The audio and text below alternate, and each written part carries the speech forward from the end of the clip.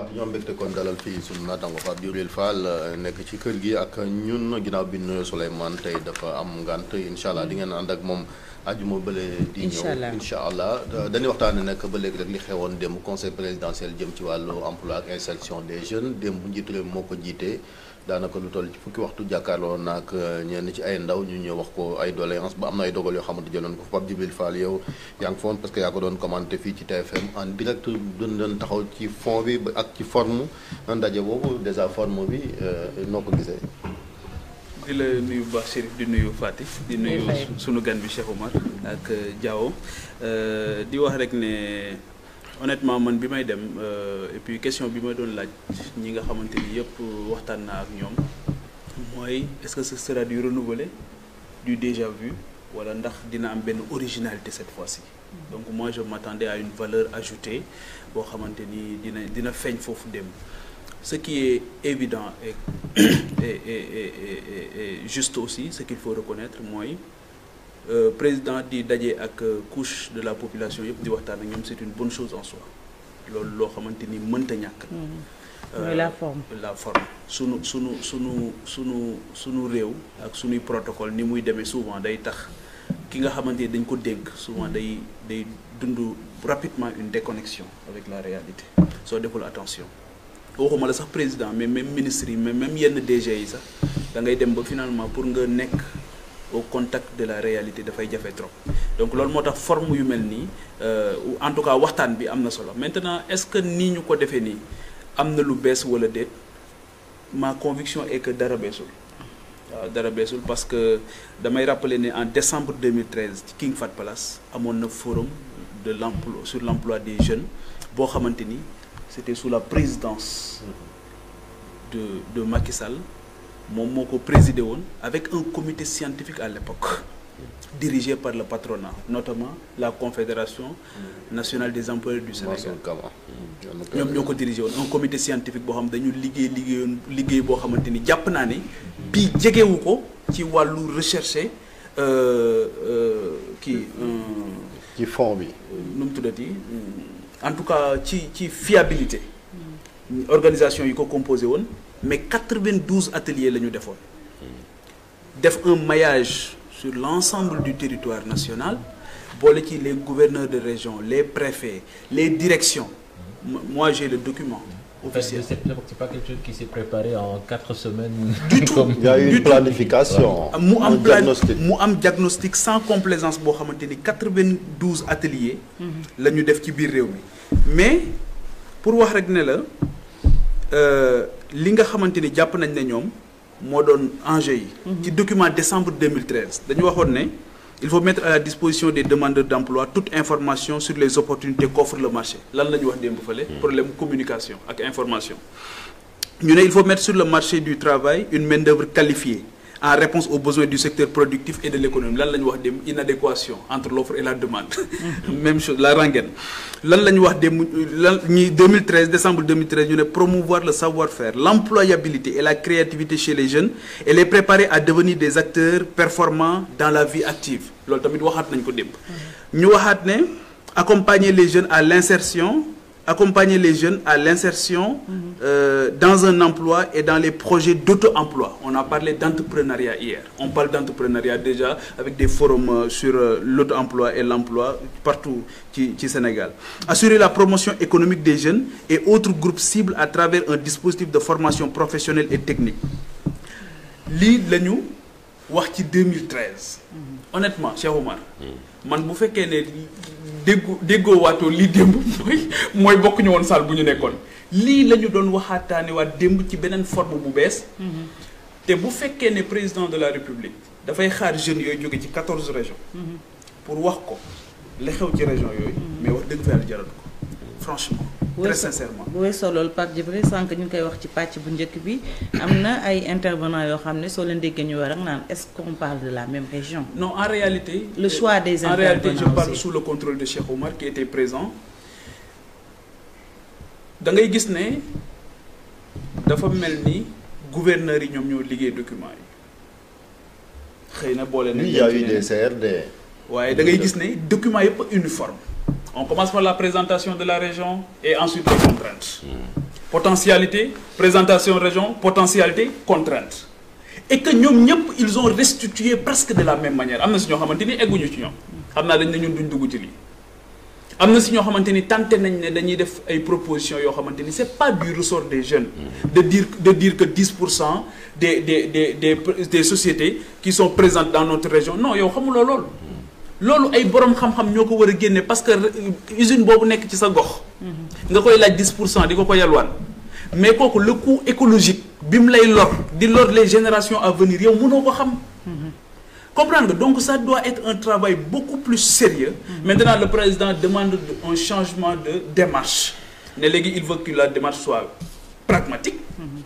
je sais pas depuis 2013 qu'est-ce qu'on a eu comme démarche alors nee na il veut que la démarche soit inclusive nabar je sais pas waaw mais xawma tamit démarche boobu lan la woon bi mu fi bàyyee instrument yooyu yëpp indi DER lan moo fi indi woon DER te damay méfier wu tout le temps des instruments yi ñuy mettre en place à quelques encablures d'une élection je fais très attention alors que nous allons vers des échéances électorales on va vers les législatives on va vers une présidentielle nan la ñuy fexee ba déconnecter la sphère politique ak la sphère administrative mooy enjeu de taille bi par rapport à ça parce que depuis ñun dañu am tournant bu doy waar foofu tam ci contrôle lu Cheikh Omar lay wax depuis 2014 te c'est encore Macky Sall en 2014 Fatick moom moo ne qui perd sa localité perd son poste à partir de ce moment le contrat de performance bi nga xamante ni moom la ñuy xaar ci Chérif Dia bu ñu ko nommé dafa am beneen contrat politique bu nekk ci kawam Chérif quelles que soient ses compétences s'il ne remplit pas le contrat politique yow moom dinañ la saaga dinañ la attaquer soo moytu sax dinañ la dàqalu loolu moo dal ki yor DER tey Pape Amadou Sarr s'il était un politicien di gérer les politiciens convenablement xëy na tey problème du am kon kenn du ko yuuxu mais peut-être qu'il a été technocratique. Il dit qu'il est républicain donc. Peut-être que c'est ça. Peut-être que ça, il a voulu ça à un moment donné être très hybride. Parce que xëy na bëgg na dem ci politique bi parce que quand il va jusqu'à dire que financer na tel parti finance noo mën a xàmmee yow ki nga financer parti bu mu bokk. C'est problématique waroo ko xàmmee. yow li nga xam mooy projet. bu viable. compétence. loolu te yow niveau bi nga egg waroo xam ndax niveau bi nga nekk waroo xam. ndax yow sur le plan opérationnel jox nañ ko bokk Pastef wala jox nañ ko bokk APR wala jox nañ sa rakk wala jox nañ sa mag sax yow waroo ko xam donc déconnectons la sphère politique de la sphère administrative léegi nag depuis 2014 tournant boobu la ñu jël moo tax nga gis fi ministre boo xamante ni tey honnêtement ñëppay posé wu ay questions sur ses compétences ñëppay posé wu ay questions sur les résultats yu muy def mais s'il remplit le contrat politique 10 000 gouvernements duñ ko dindi bari na fi. Vous suivez parfaitement mon regard. du dëgg. Donc pour man mais bon problème yi ñu am. léegi qu'est-ce qu'on peut retenir de concret xam nga bon yaa ngi wax ni que c'est du déjà vu la fa am mais le problème est là il faut trouver du boulot aux jeunes gis nañ mu annoncé fi xaalis bu bari boo xamee ni budget boo xamee ni dañ koy. bu ñu dañ koy réorienter. xam nga le chômage Diaw le chômage pour man c'est un chômage de masse. Demain mën nañu defaat beneen conseil présidentiel sur le chômage des femmes mën nañu defaat beneen conseil républicain sur le chômage même des adultes le chômage c'est un chômage de masse parce que coow li yëpp on n'ose pas toucher le secteur informel qui constitue l'écrasante majorité. Qu'est-ce qu'on fait du secteur informel? démb logique de communication lañ nekkoon je veux pas être nihiliste mais communication la parce que mënoo ñëw ci débat bu mel noonu ñu ne on veut le débat à bâton rompu et on commence par des vidéos institutionnelles ñun ñëpp xam nañ nan la ñuy defaree vidéo institutionnelle on valorise corporate on valorise loolu mooy vidéo institutionnelle les gens c'est-à-dire que ce sont les conseillers du président ce sont les amis du président qui ne lui rendent pas service le plus souvent rendre service au président de la République, c'est lui dire la réalité des choses. Mais il doit aussi commencer par se libérer de certaines choses. Moi, j'ai noté, c'est-à-dire que mën nañ ko débattre ci pertinence ou pas, mais l'absence du Premier ministre dafay feeñ jamono bu nekk. parce que le président de la République finalement day recevoir xoolal démb quand il demande au gouverneur ndax jot ngeen xaalis. gouverneur yi jóg ne jotuñu xaalis dans une république sérieuse normale. J'espère qu'il va sévir. ci loolu est-ce que jàpp nga ne yow moom nekkoon ca ndaje ma président de la République quand même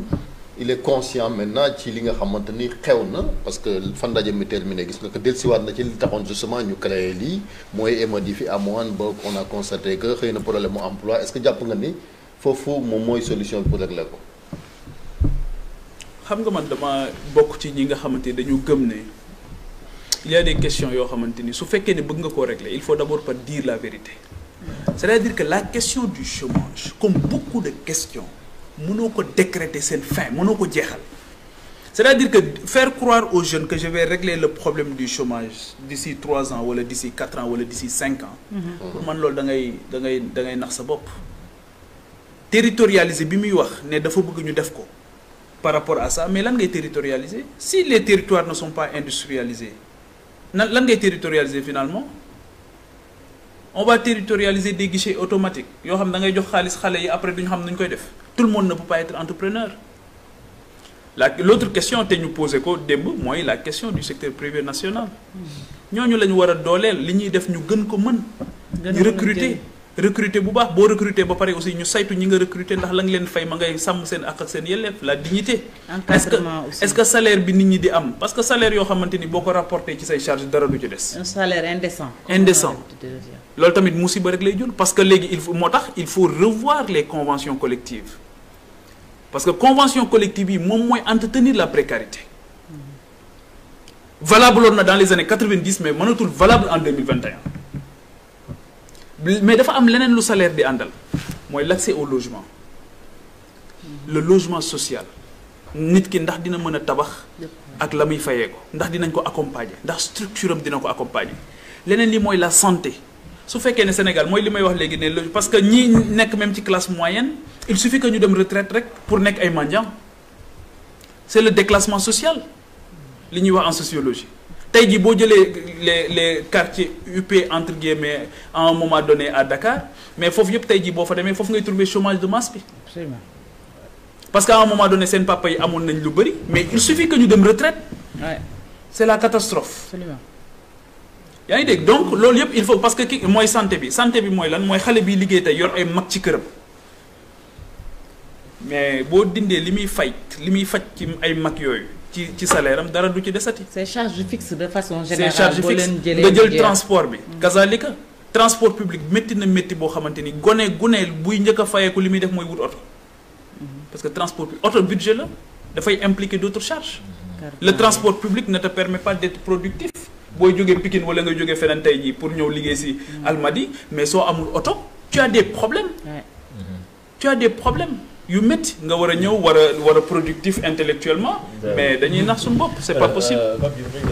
Si je ne me trompe pas je pense que dégg naa ko mu wax ne que il ne fait pas tout ce travail là pour rempiler mais pour aider sa jeunesse est-ce que loolu soo ko xoolee nii yaakaar nga ni kii liggéey moo ko tax a jóg wala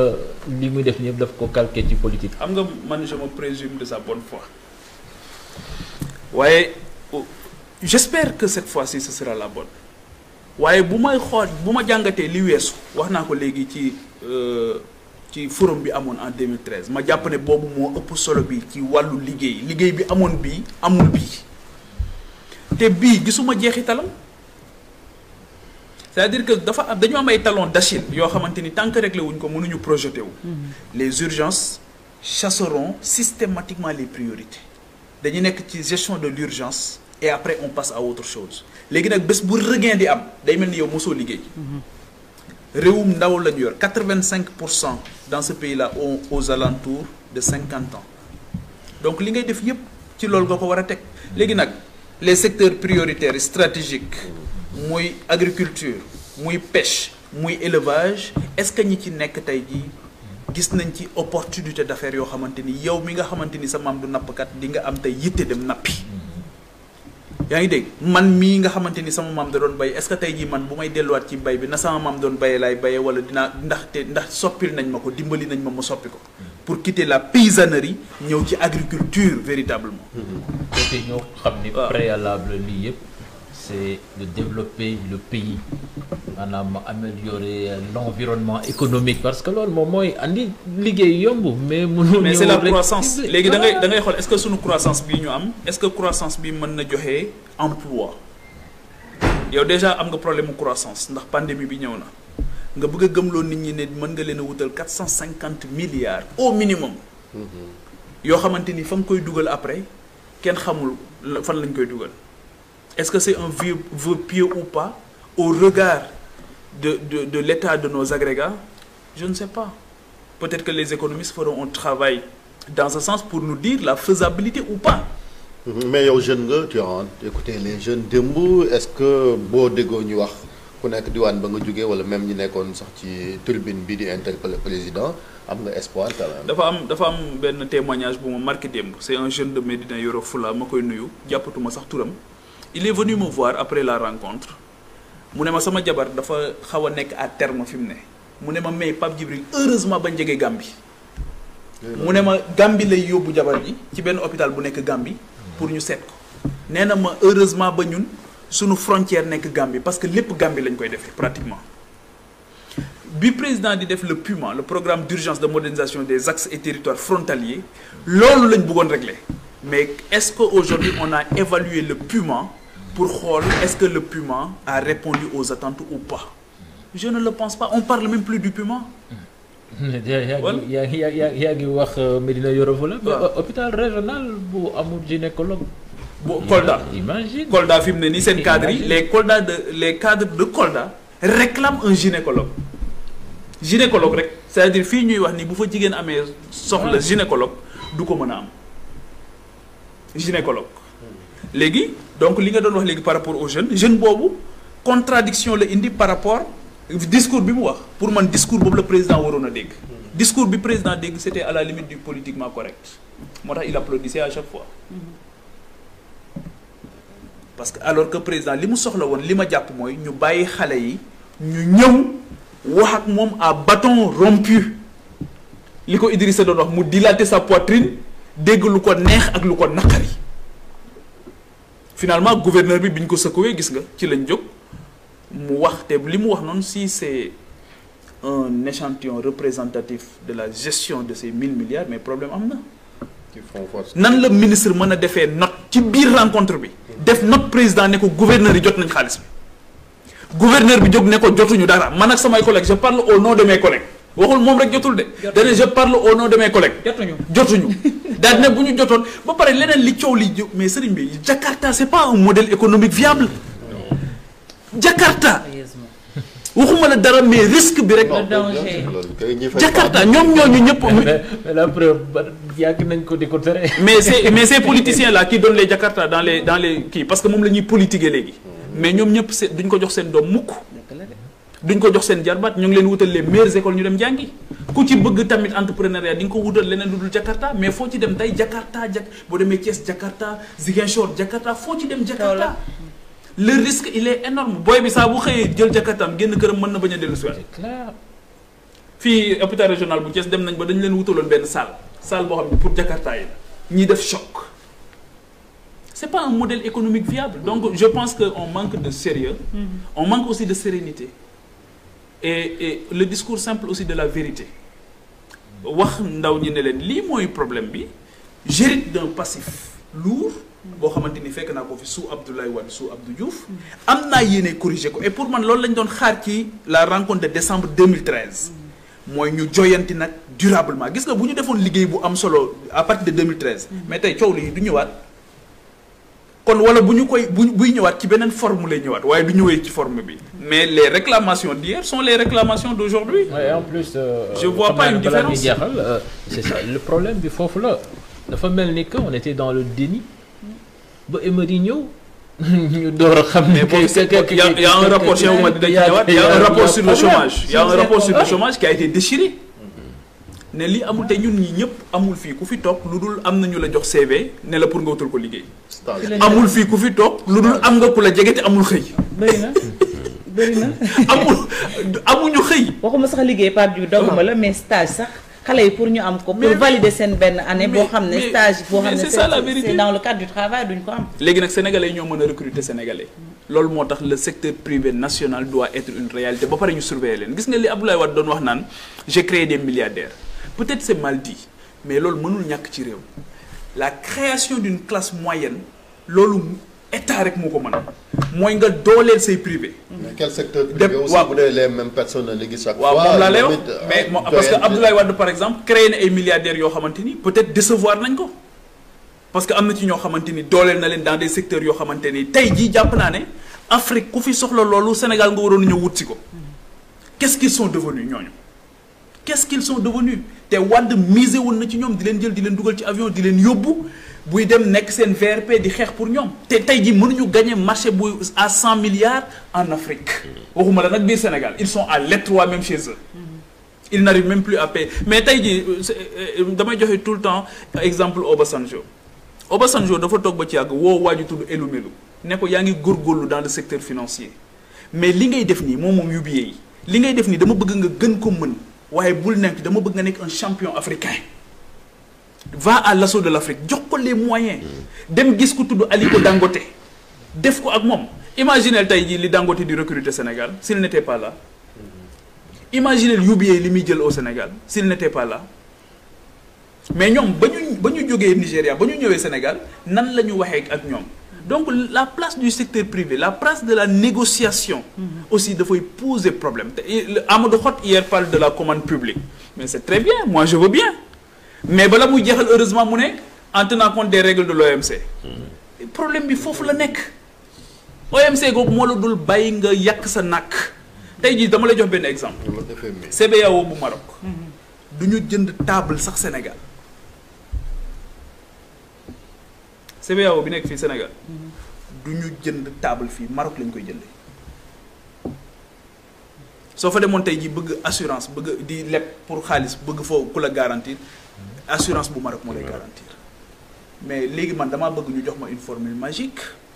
qui consiste à financer son économie avec des banques étrangères man ku ko gis feneen nga wax ma je veux aussi que ñu wax ma nan ngay mën a régler sa problème pauvreté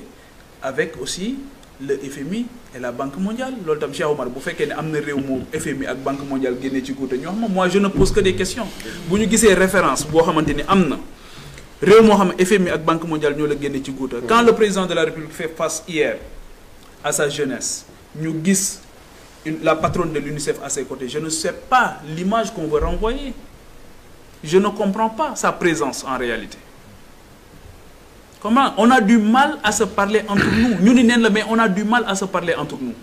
il y avait beaucoup de présence démb yoo xamante ni tu ne comprends pas mais en réalité c'est les bailleurs c'est eux qui payent et qui paye commande te xaalis bi doo ko dugal fu la neex de. jërëjëf am na solo Fatou. merci beaucoup Pape Djibril jàngat bi am na solo ci li nga indi wax naa leen ko prétexte bi mooy conseil présidentiel bi doon am niki démb fële ca Diamniadio ci teewaayam la woon moom Pape Djibril Fall bu ñu ci jógee ñu dalal sunu invité des ba tey ci actualité bés bi.